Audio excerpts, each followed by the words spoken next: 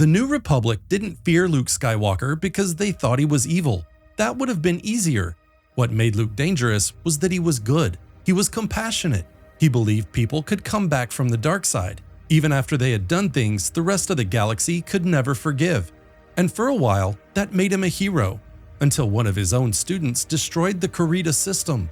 Millions of people died. An entire world was erased when Kip Duron used the Sun Crusher to turn its star into a weapon. He was not an Imperial warlord.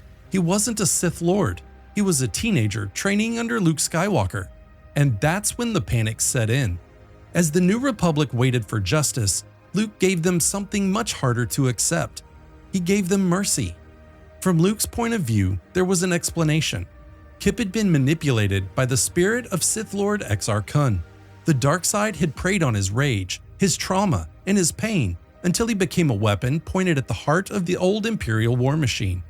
But to the Senate, that distinction didn't matter the way Luke thought it did, because what they saw was a Jedi trainee commit an atrocity on a scale the Republic could barely comprehend, and then remain under the protection of the same man who trained him.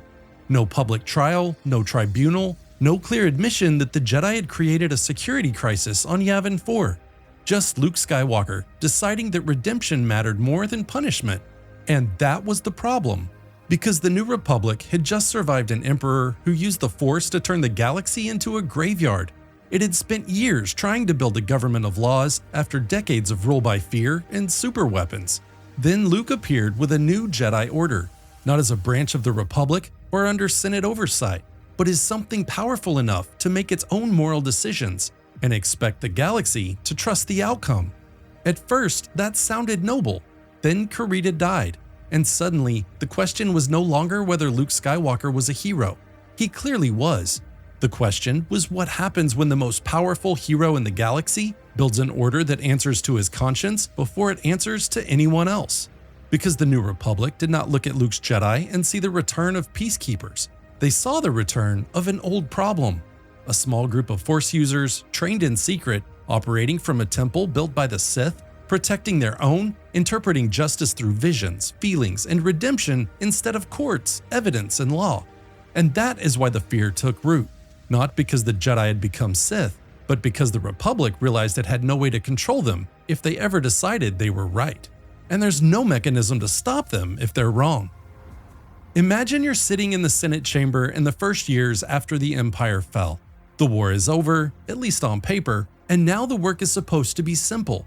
Document what happened, establish accountability, and make sure it never happens again. So you start reading the reports from Endor, and you get to Darth Vader. What you find isn't a battlefield death or a final stand against rebel forces. It's a note that he died in the presence of his son. Then another detail follows: what was done with the body. It wasn't transferred to Coruscant. There was no confirmation process, no public record, no tribunal waiting to make sense of it. Luke Skywalker took him to Endor and burned the body himself. From Luke's perspective, the act is straightforward: a son honoring his father, a man who believed that at the end, Anakin Skywalker came back, that the story didn't end with the Empire. But that's not how it reads in the Senate, because for the people trying to rebuild the Republic, Darth Vader isn't a personal story. He's the face of the last 20 years, the destruction of Alderaan, the enforcement of Imperial rule, the reason entire systems fell in line out of fear, and the person responsible for that is gone without ever being held to account, handled privately, judged privately, buried without anyone outside the Skywalker family having a say in what justice was supposed to look like. That's when the concern starts to take shape, not as an outrage, at least not at first, but as something quieter, a realization that Luke Skywalker is making decisions that don't pass through the same structures everyone else is expected to follow. Because if one man can decide that Darth Vader deserves a funeral instead of a trial, then the question isn't whether that decision was right. It's who gets to make it. And more importantly, what happens the next time that kind of decision has to be made. By the time Luke opened the Jedi Academy on Yavin 4, the concern was no longer theoretical. It had a name: Kip Duron. He was exactly the kind of person Luke believed the Jedi were meant to save. Young, gifted, damaged, and carrying a life's worth of pain, before he was old enough to understand what to do with it. Luke saw potential. The Republic saw risk. and for a while, that difference was easy to ignore because the academy was far away from Coruscant, hidden in the ruins of an old temple, surrounded by students the Senate barely understood and had no real authority over. Then Exar Kun found Kip. The danger wasn't that Kip suddenly became powerful. He already was. The danger was that no one around him fully understood how quickly that power could be turned into something else. The Sun Crusher made that impossible to deny. Kip stole it, took it to Kurita, and used it against the world that had trained generations of Imperial soldiers. But Kurita was not just a military target. It had cities, families, and people whose only crime was living beneath the wrong sun. When that star died, so did the illusion that Luke's academy was only a school. To the Republic, this was no longer about whether a troubled student could be redeemed. It was about how a teenager, under Jedi training, had gained access to a weapon capable of killing millions and then actually used it.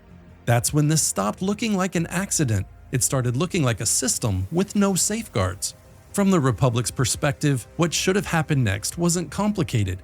They had spent years condemning Imperial atrocities, building their legitimacy on the idea that no one was above the law. If that standard meant anything, it had to apply here too. There needed to be a public response, a trial, something that made it clear the system still held, even when the person responsible could use the Force. But Luke did not see Kip the way the Senate saw him. He saw the manipulation. He saw the presence of Exar Kun. He saw a boy whose anger had been taken, sharpened, and pointed at the galaxy by something ancient and cruel. And that is where the fracture widened. Because Luke was asking the Republic to accept a distinction it had no reason to trust. He was asking them to believe that Kip was guilty enough to need redemption, but not guilty enough to face their justice.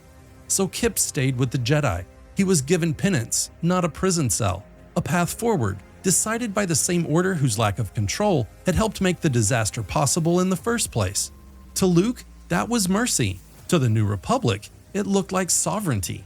Because if the Jedi could decide the meaning of guilt, the terms of punishment, and the value of redemption inside their own walls, then Yavin 4 was not just an academy anymore. It was a court, and the Senate was not invited in.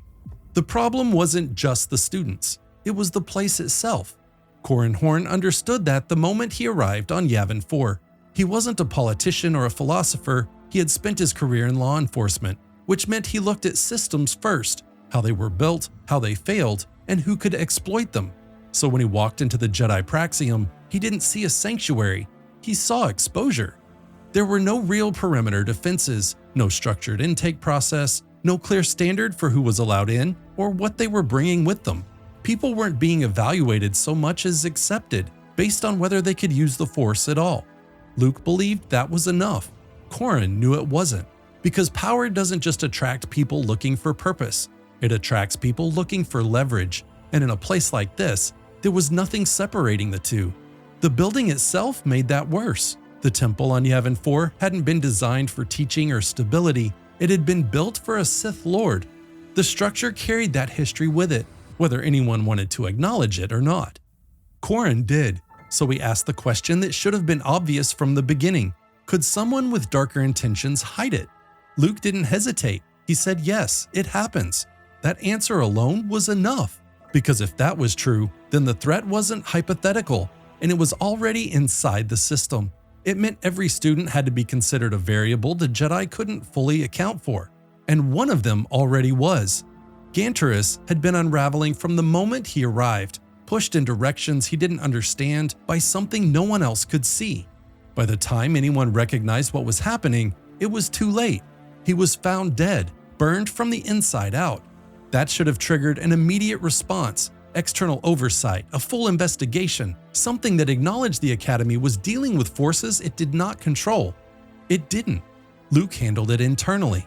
He made the call that the New Republic didn't need to know what was happening inside the Praxium, that whatever was unfolding there could be managed within the Order without outside involvement, and that decision didn't stay contained for long. By the time the Senate started arguing about Luke Skywalker in the open, the question had already changed. It wasn't whether he was trustworthy, it was whether he was accountable.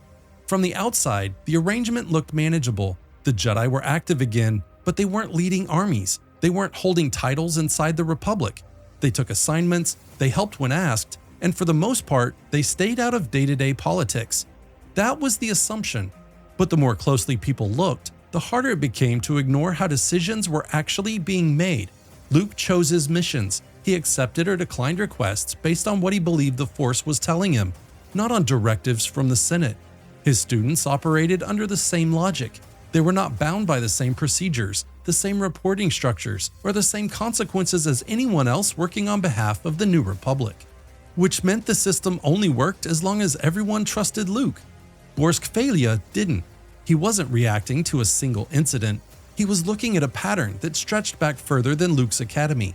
The Republic had been here before, long before the Empire, when the Jedi held military authority and operated with a level of independence that eventually collapsed under its own weight. That history wasn't abstract to him, it was a warning, because from a political standpoint, the problem wasn't that Luke was making bad decisions. The problem was that there was no mechanism in place to challenge him if he ever did. Failure pushed for oversight, not because he wanted control for its own sake, but because the alternative was a power structure that existed alongside the New Republic without answering to it. Luke's position didn't really change.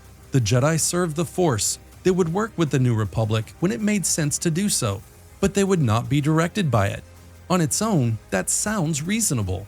Placed inside a government that had just spent decades under an emperor who answered to no one, it sounded different, because it meant the New Republic was once again depending on a group it could not regulate, could not audit, and ultimately could not restrain. And if that group made the wrong call, there was no process to correct it. No vote, no removal, no consequence beyond whatever the Jedi decided among themselves. That's where the fear settled in, not as a reaction to Luke as a person, but as a recognition of what he represented. A second center of authority, built on something the Senate couldn't measure and didn't control, making decisions that could affect the entire galaxy without ever passing through the system that was supposed to protect it. At that point, the Republic wasn't setting policy anymore. It was hoping the Jedi agreed with it. By the time the next generation started to come into focus, the concern shifted again. It wasn't centered on Luke anymore. It was the family. Jacen, Jaina, and Anakin Solo weren't just students in Luke's academy. They were the children of Leia Organa and Han Solo. They were already part of the Republic's leadership before they ever touched the Force, and now they were being trained by the one person in the galaxy who operated outside of its authority. That combination changed how people looked at them, because this wasn't a question of influence anymore. It was continuity. The Republic had replaced an empire that concentrated authority in a single figure with a government that was supposed to distribute it. Now it was watching a different kind of concentration take shape, not through titles or elections, but through ability. The Skywalkers didn't need a mandate to matter. When something went wrong, they were the ones people expected to step in. When a crisis escalated, they were the ones who could resolve it in ways no one else could. Over time, that expectation turns into dependence, and dependence creates a problem that politics can't solve, because you can't legislate against it, you can't vote it out, you can't replace it with another candidate who promises to do the same job, because there is no equivalent, which means the Republic's stability starts to hinge on something it does not produce and does not control. From the outside, it begins to look less like a partnership and more like a structure built around a single family's ability to intervene when everything else fails. That isn't how a republic is supposed to function, and the people responsible for maintaining it understood that, even if they couldn't articulate a solution. They were building a system meant to stand on its own. Instead, they were drifting toward one that depended on the same people every time it was tested. That's the part the New Republic couldn't reconcile. It wasn't that Luke Skywalker had created something malicious. By any reasonable standard, he had done the opposite. He rebuilt the Jedi with more flexibility, more empathy, and a willingness to see individuals instead of absolutes. On a personal level, that worked. On an institutional level, it introduced a different kind of instability. Their decisions came from interpretation, from judgment, from an internal framework that didn't translate cleanly into the structures the New Republic was trying to build. That's why moments like Kurita mattered. The New Republic saw the scale of the damage, and then it saw the response, and the gap between those two things was something it couldn't close. It didn't have the authority to step in. It didn't have the leverage to enforce its own standards. That's where the fear comes from, not from the idea that the Jedi might become Sith, but from the realization that they don't need to. All it takes is one decision made outside the system by someone powerful enough to act on it, and the New Republic has no way to respond except after the fact. Which means the law only works until it encounters someone who isn't bound by it. And in a galaxy where the Jedi exist, that moment is never hypothetical.